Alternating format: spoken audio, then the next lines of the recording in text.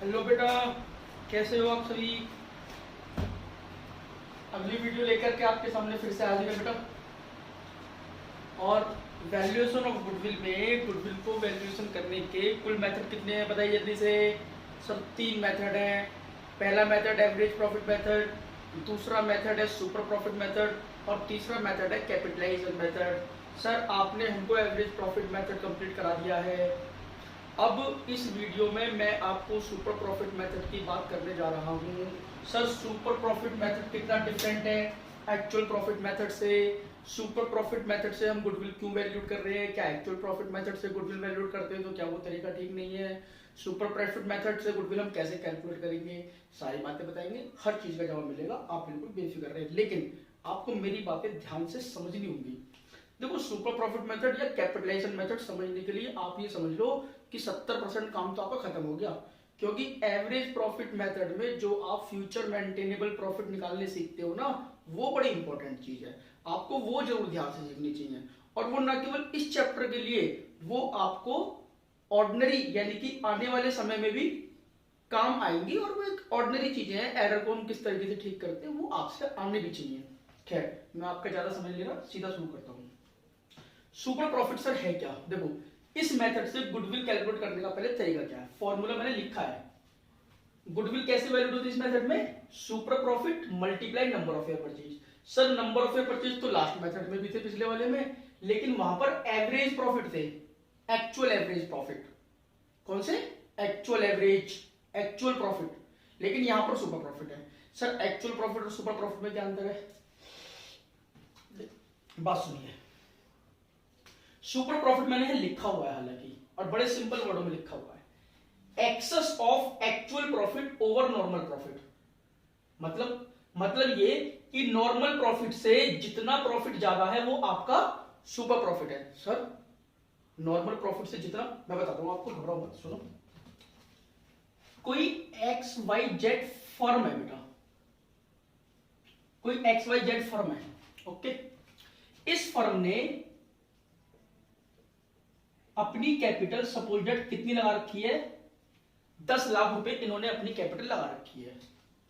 अब ये फर्म 10 लाख रुपए की कैपिटल लगा करके पता है आपको कितने प्रॉफिट कमाती है, ये कमाती है एक्चुअल में 1,30,000 रुपए। ये इनके एक्चुअल प्रॉफिट है, जो पूरी साल का इनका नेट प्रॉफिट निकल के आता है। Actual profit 1,30,000, okay. पता है इनके नॉर्मल प्रॉफिट कितने हैं,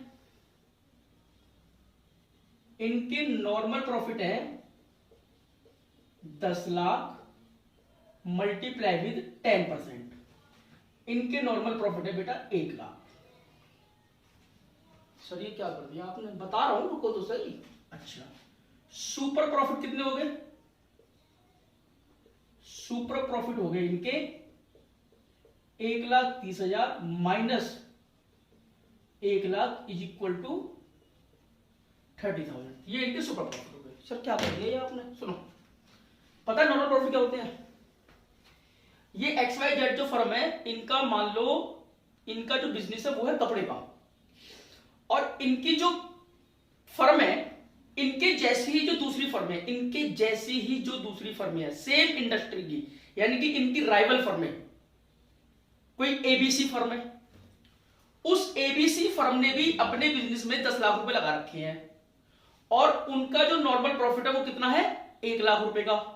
ऐसे ही कोई तीसरी फर्म है पीक्यूआर, उन्होंने भी 10 लाख रुपए कैपिटल के लगा रखे हैं, उनका भी नॉर्मल प्रॉफिट 1 लाख रुपए आता है। ऐसे ही कोई तीसरी फर्म है एलएमएन, उसने भी 10 लाख रुपए लगा रखे हैं, उसका भी नॉर्मल प्रॉफिट 1 लाख रुपए आता है। यानी कि नॉर्मल प्रॉफिट रेट है क्या, normal profit, normal rate of return. क्या बोल रहा हूं मैं, नॉर्मल रेट ऑफ रिटर्न। यानी कि जब आप किसी बिजनेस में कोई पैसा लगाते हो ना, तो उस पैसे से नॉर्मल कितना रिटर्न आएगा। जैसे मैं आपको समझाने की कोशिश करता हूं, आप मान लो किसी बैंक में जाते हो और आपने बैंक वाले से कहा कि हमारे पास 10 लाख रुपए हम इनको जमा करना चाहते हैं, बताओ आप कितना ब्याज दे दोगे।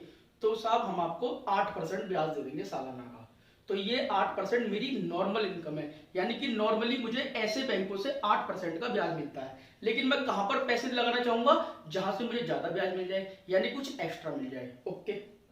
कोई बात नहीं।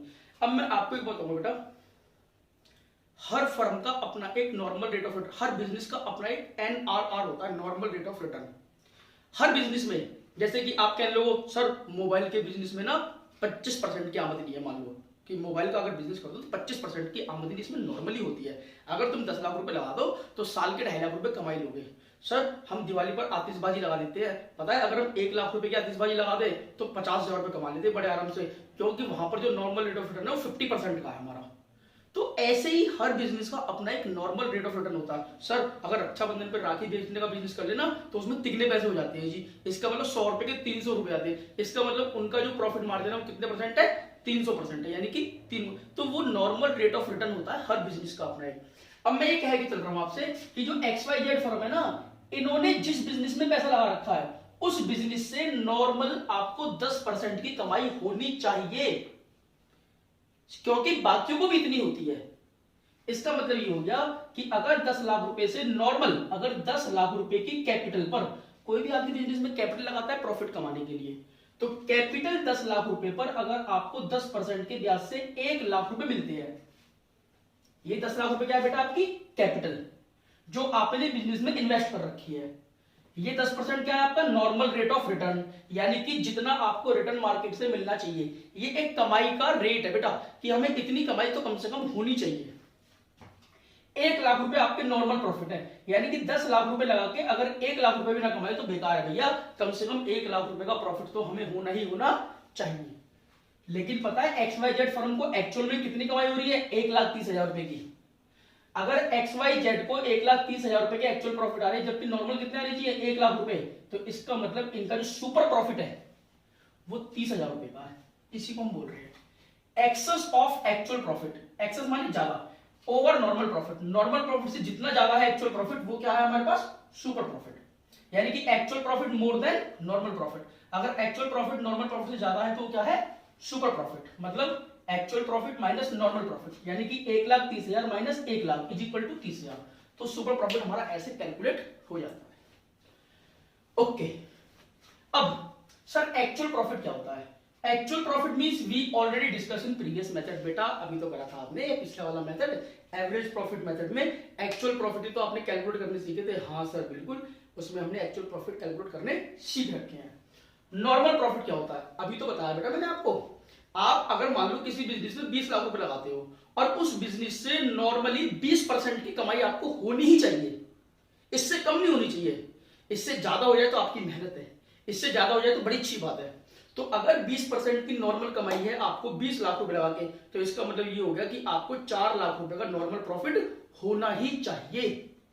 और अगर आप 4 लाख से ज्यादा कमा रहे हो, यानी कि एक्चुअल प्रॉफिट अगर आपका 5 लाख रुपए है, इसका मतलब 1 लाख रुपए के आपके पास सुपर प्रॉफिट है। आप कमाते कितने हो, 5 लाख, आपको कमाने कितने चाहिए, 4 लाख, यानी कि आप बढ़िया हो, आपके पास सुपर प्रॉफिट है, आपके बिजनेस की अच्छी गुडविल है। ओके, तो normal profit means capital employed multiply normal rate of return. Normal rate of return ये क्वेश्चन में आपको बेटा लिखा हुआ मिलता है कि किसी भी बिजनेस का नॉर्मल रेट ऑफ रिटर्न क्या है। कैपिटल एम्प्लॉयड ये है हमारे पास, जितने रुपए हमने बिजनेस में लगा रखे हैं। एम्प्लॉयड यानी कि जितनी पूंजी हमने बिजनेस में विनियोजित कर रखी है, वो है हमारी capital employed. Okay sir, capital employed का भी आपको कुछ लिखा हुआ है यहाँ पर, सब समझाऊंगा बेटा कि कैपिटल एम्प्लॉयड कई बार डायरेक्ट क्वेश्चन में नहीं दी हुई होती है, तो हमें कैलकुलेट करनी पड़ती है। तो कैपिटल एम्प्लॉयड के लिए मैं जब इसको बोर्ड को आपको रफ कर दूंगा, उसके बाद मैं समझाऊंगा कि हम कैपिटल एम्प्लॉयड कैसे कैलकुलेट करते हैं। खैर फिलहाल यहाँ पर इसके फॉर्मूले जरूर लिखे हुए हैं। कैपिटल एम्प्लॉयड है क्या, amount invested in business by the owner. Owner ने जितना पैसा बिजनेस में इन्वेस्ट कर रखा है वो क्या है हमारे पास, capital employed. How to calculate, इसको कैलकुलेट करने के 2 तरीके हैं। इसके 2 तरीके हैं, अभी मैं अगर आपको समझाऊंगा आगे। एक तो असेट्स अप्रोच है, एक लायबिलिटी अप्रोच है। तो जो पहला वाला मेथड है वो है असेट्स अप्रोच, आप लिख लेना अपने नोट्स में, assets approach. All realisable assets minus outside liability except goodwill, non trade investment और फिक्टिशियस असेट्स। समझाऊंगा क्या चक्कर है। सेकंड है capital plus reserve minus non trade investment, goodwill और फिक्टिशियस असेट्स। तो कैपिटल एम्प्लॉयड हम ऐसे सीखते हैं निकालने। ओके, 5वां point, sir normal rate of return क्या है, अभी बता दिया मैंने आपको। विच अर्न माने कमाना, बाय सेम इंडस्ट्री, जो सेम इंडस्ट्री यानी कि राइवल फर्म, एक जैसी फर्में जितना प्रॉफिट कमाती हैं, form on their capital employed, अपनी कैपिटल एम्प्लॉयड पर। किसी ने 10 लाख लगा के, किसी ने 20 लाख लगा के, किसी ने 30 लाख लगा के, लेकिन वो कमाते 10% ही है। तो वो एक नॉर्मल रेट ऑफ रिटर्न है। नोट क्या है हमारे पास में, ये नोट की चलो मैं बाद में बात करता हूं आपसे, फिलहाल मैं आपको समझाने की कोशिश करता हूं। चलो मैं आपको पहले बता दूं सुपर प्रॉफिट मेथड से गुडविल हम कैसे कैलकुलेट करते हैं, उसका कांसेप्ट क्या है, और अच्छे तरीके से इसको समझने की कोशिश करते हैं पहले, फिर मैं आपको समझाऊंगा कैपिटल एम्प्लॉयड क्या है। ओके ठीक है, मैं शुरू करता हूं, समझो जरा। देखो ये तो है XYZ फर्म, मैं एक पार्टनरशिप फर्म की बात कर रहा हूं, और ये है ABC फर्म।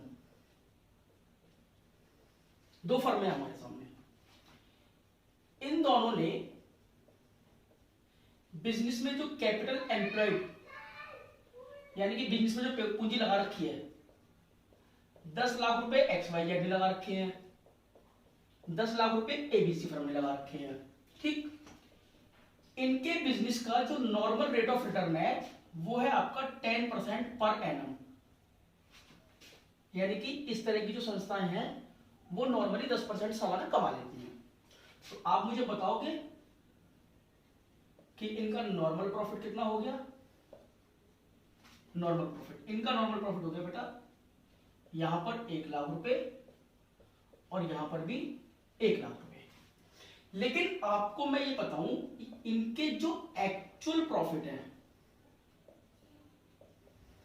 पता है XYZ फर्म एक्चुअल में 1 लाख रुपए कमा रही है, लेकिन जो ABC फर्म है वो एक्चुअल में 1,20,000 रुपए कमा रही है। अगर मैं आपसे ये कहूं कि बेटा हमारे पास में दो फर्मों में से किसी एक फर्म को खरीदने का ऑप्शन है, तो आप बताओ किस फर्म को खरीदना चाहोगे। तो आपका जवाब सीधा सीधा होगा सर हम ABC फर्म को खरीदना चाहेंगे, और कोई डाउट भी नहीं है इसमें, कोई सेंसर नहीं है, आप इसे खरीदना चाहोगे। बिल्कुल सही बात है। एक बंदा 10 लाख रुपए लगा के 1 लाख रुपए कमाता है, एक बंदा 10 लाख रुपए लगा के 1,20,000 रुपए कमा रहा है, भी इसका मतलब ये ज्यादा मेहनत कर रहा है, तो हम इसकी ही फर्म को खरीदेंगे। लेकिन आप एक बात समझ लो, अगर तुम इसकी फर्म को खरीदने जाओगे तो पता है ये आपसे क्या कहेगा, ये आपसे ये कहेगा कि भाई तुम मेरी फर्म को क्यों खरीद रहे हो, तुम XYZ की फर्म को क्यों नहीं खरीद रहे। बोले नहीं नहीं आप अच्छे आदमी हो तो इसलिए हम आपकी फर्म को खरीद रहे हैं। बोले ना ना अच्छे बच्चे कुछ ना, तुम पता है मेरी फर्म क्यों खरीद रहे हो, क्योंकि मेरे यहाँ प्रॉफिट उससे ज्यादा है, इसलिए तुम मेरी फर्म खरीदने के लिए आए हो। इसका मतलब मेरी गुडविल बहुत अच्छी है मार्केट के अंदर, मैं ज्यादा प्रॉफिट कमाता हूं। आपको एक बात समझ में आ रही बेटा, एक्चुअल प्रॉफिट इसके 1 लाख रुपए। एक्चुअल प्रॉफिट मेथड ये कहता है, एवरेज प्रॉफिट मेथड, कि हर किसी की गुडविल है। अगर ये 1 लाख रुपए कमा रहा है ना तो इसकी भी गुडविल है। लेकिन सुपर प्रॉफिट मेथड ये कहता है कि भैया सुनो, गुडविल उसकी है जो ज्यादा कमा रहा है। अगर ये 1 लाख कमा रहा है, ये 1,20,000 कमा रहा है, तो गुडविल इसकी है क्योंकि ये 20,000 ज्यादा कमा रहा है। अब पता है आपको, यहां पर मुझे ये बताओ ABC फर्म के सुपर प्रॉफिट कितने हो गए। सुपर प्रॉफिट इनके हो गए actual profit minus normal profit is equal to 20,000। कुछ नहीं है, बड़ा सिंपल है यार, सुपर प्रॉफिट लिख तो दिया आपने, actual profit minus normal profit बन गया सुपर प्रॉफिट। ये फॉर्मूला है आपका, गुडविल यहां निकाल दो आप। Goodwill is equal to super profit कितने 20,000 रुपए। अब मान लो आपके नंबर ऑफ ईयर परचेज तय हुए कितने 4, तो जो फर्म की गुडविल होगी वो कितनी होगी बेटा 80,000 रुपए। This is your super profit method. इसमें कोई दिक्कत नहीं है, आप समझ गए होंगे मेरी बात को कि एक्चुअल प्रॉफिट मेथड ये कहता है कि हर किसी की गुडविल है, इसकी भी गुडविल है, इसकी भी गुडविल है। लेकिन सुपर प्रॉफिट मेथड ये कहता है नहीं भैया, गुडविल उसकी है जो नॉर्मल से ज्यादा कमाता है, उस बंदे की गुडविल है। कमाते तो सभी हैं लेकिन जो ज्यादा कमा रहा है गुडविल उसकी है। ओके सर ये 1,20,000 कैसे निकाले हमने, ये क्वेश्चन में आपको दिए हुए होंगे। हाँ, अगर कोई एडजस्टमेंट होगी तो वो आपको एडजस्टमेंट करके आपको एक्चुअल प्रॉफिट कैलकुलेट करने होंगे, जैसे अगर प्रीवियस मेथड में आपने सीखे थे। नॉर्मल प्रॉफिट कैसे निकालते हैं, 10 लाख रुपए की कैपिटल है, अगर आपको क्वेश्चन में दी हुई है 10% पर एनम का नॉर्मल रेट ऑफ रिटर्न है, तो आपको 10 लाख का 10% कितना हो गया 1 लाख रुपए, ये आपका नॉर्मल प्रॉफिट हो गया। एक 20 में से एक माइनस करा, 20,000 का सुपर प्रॉफिट आ गया, और गुडविल का फॉर्मूला आपने लगा दिया 20,000 मल्टीप्लाई 4 इज इक्वल टू 80,000। अगर कुछ सीखने के लिए मुझे बचता है सर, अगर कैपिटल एम्प्लॉयड ना दे रखी हो और उसकी जगह कुछ और इंफॉर्मेशन दे रखी हो, तो हम कैपिटल एम्प्लॉयड को कैसे कैलकुलेट करते हैं, तो हम इसको सीखेंगे नेक्स्ट वीडियो में, क्योंकि ये वीडियो बड़ी होने वाली है। मैं अभी आपके साथ एक क्वेश्चन और डिस्कस करूंगा, क्वेश्चन नंबर 20 में आपके साथ करूंगा बेटा। इसमें लिखा हुआ है Rakesh and Ashok earn profit of ₹5,000। Rakesh और अशोक की एक पार्टनरशिप फर्म है और वो 5,000 रुपए का प्रॉफिट अर्न करते हैं। अर्न का मतलब हो गया कमाना, इतना मतलब इसका मतलब क्या है कि उनका एक्चुअल प्रॉफिट 5,000 रुपए है। ओके, दे एम्प्लॉयड कैपिटल, यानी कि जो उन्होंने अपनी पूंजी बिजनेस में लगा रखी है, अपनी कैपिटल बिजनेस में लगा रखी है 25,000 रुपए। इट इज एक्सपेक्टेड, यह अनुमान है, that the normal rate of return is 15% of the capital, यानी कि जो फर्म पे नॉर्मल प्रॉफिट कमाती है वो 15% कमाती है। Calculate amount of goodwill if goodwill is valued at 3 year purchase, यानी कि नंबर ऑफ परचेज कितने हैं 3 of super profit, super profit का 3 गुना है गुडविल। ओके, देखो जरा क्वेश्चन नंबर 20, एक सिंपल सा क्वेश्चन है, आपको कॉन्सेप्ट क्लियर है इसीलिए मैं करा रहा हूं। कैपिटल कितनी है, कैपिटल एम्प्लॉयड इसमें दी हुई है, आपको निकालने की आवश्यकता है ही नहीं। ओह ये तो आसान हो गया, 25,000। अच्छा जी, नॉर्मल रेट ऑफ रिटर्न कितना हो गया बेटा, नॉर्मल रेट ऑफ रिटर्न हो गया इसमें कहा गया बेटा 15%, 15%। तो नॉर्मल प्रॉफिट कितना हो गया, नॉर्मल प्रॉफिट हो गया हमारे पास कैपिटल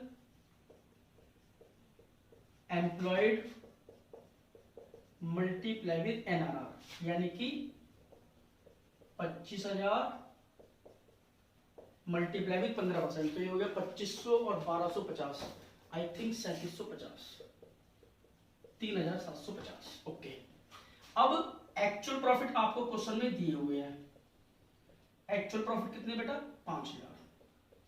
ठीक है जी, तो सुपर प्रॉफिट कितने हो गए हमारे पास, super profit sir, super profit हो गया हमारे पास में actual profit minus normal profit, ये हमारा फॉर्मूला है। सिंपल, रट्टे मारने की जरूरत ही नहीं है यार, फर्म इतना कमाती है, इतने कमानी चाहिए, ज्यादा कितना कमाया वो सुपर प्रॉफिट है हमारे पास में। सर फर्म कमा रही है 5,000, उसको कमाने चाहिए 3750, तो वो 1250 ज्यादा कमा रही है, तो इसका मतलब गुडविल कितनी होगी हमारे पास में, गुडविल हमारे पास होगी बेटा यहाँ पर फॉर्मूला क्या है, super profit multiply with number of year purchase, तो ये हो गया 1250 multiply with number of year purchase, बेटा कितने लेने थे 3 लेने थे, तो ये हो गया 1250 मल्टीप्लाई 3, 12 3600, 3750, 3,750 रुपए। This is your answer. ये बड़ा सिंपल है बेटा, इस मेथड में ज्यादा कुछ करने की जरूरत नहीं है। हाँ बस थोड़ी बहुत चीज आएंगी कि कैपिटल एम्प्लॉयड से ये आपने क्या लिख रखा है, और सुनो ये केवल कैपिटल एम्प्लॉयड की जरूरी नहीं है, ये बेसिक नॉलेज के लिए जरूरी है, इसीलिए मैं इसको आपके साथ नेक्स्ट वीडियो में तसल्ली से डिस्कस करूंगा, क्योंकि ये वीडियो भी बड़ी हो जाएगी और फिर वो ठीक नहीं है। ओके बेटा, आई होप आपको मेरी बात समझ में आ गई होगी। इससे रिलेटेड जो भी आपको आसान क्वेश्चन लगते हैं, आपको लगता है कि भाई ऐसे कुछ क्वेश्चन हैं, तो आप उनको कर सकते हो, नो डाउट। बाकी मैं आपसे नई वीडियो में डिस्कस करूंगा। ओके बेटा, थैंक यू।